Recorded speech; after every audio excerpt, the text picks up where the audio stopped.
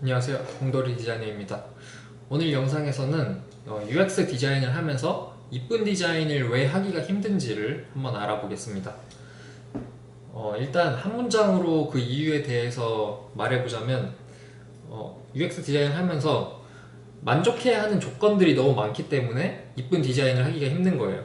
여기서 부연 설명을 좀 하자면, 제가 만약에 여러분들한테 색연필 20개를 주면서 스케치북에 이쁜 그림을 그려봐 라고 했다고 쳐볼게요.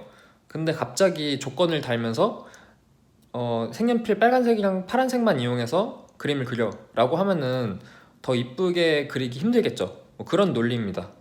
만족해야 되는 조건들이 많다는 이야기는 그만큼 제한 사항이 많아진다는 말이거든요.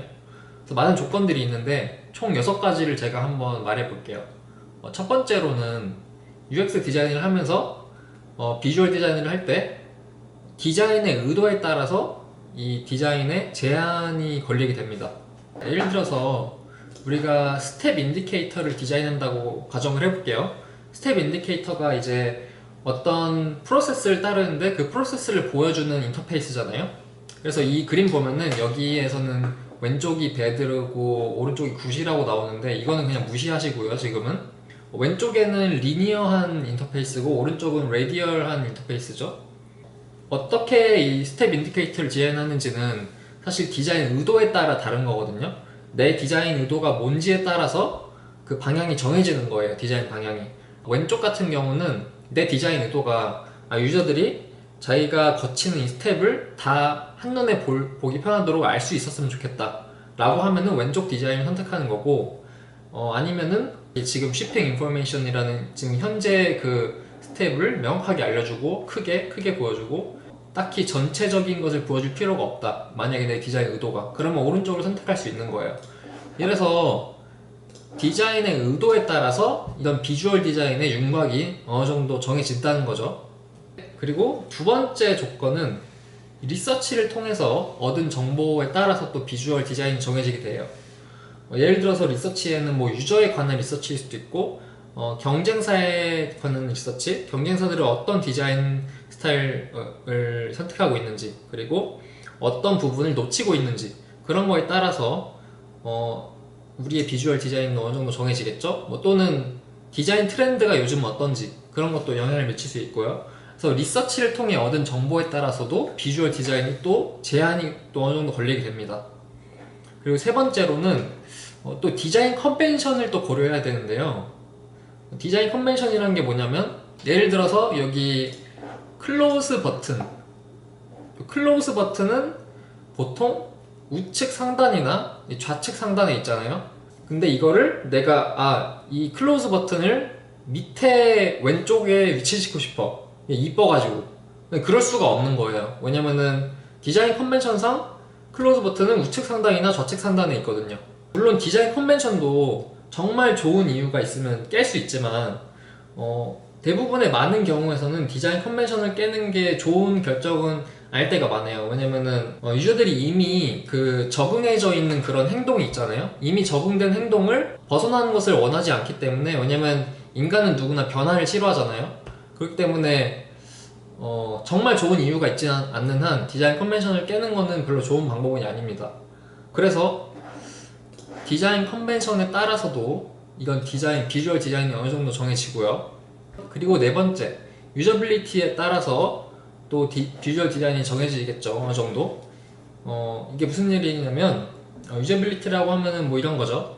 Cognitive Overload라는 게 있죠. 이게 한국말로는 인지적 과부하, 이런 용어들 좀 알아두시는 게 좋습니다. 나중에 면접할 때 써먹을 수 있고. 그리고 또 비주얼 하이어라키, 그러니까 이 커그니티브 오버로드랑 비주얼 하이어라키에 따라서 어느 정도 그 비주얼적인 스트럭처가 잡히고 정해지게 되겠죠.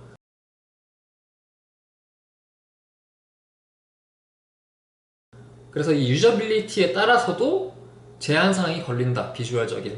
그리고 다섯 번째, ADA 컴플라이언트 하느냐 안 하느냐, 이것도 지켜야 되거든요.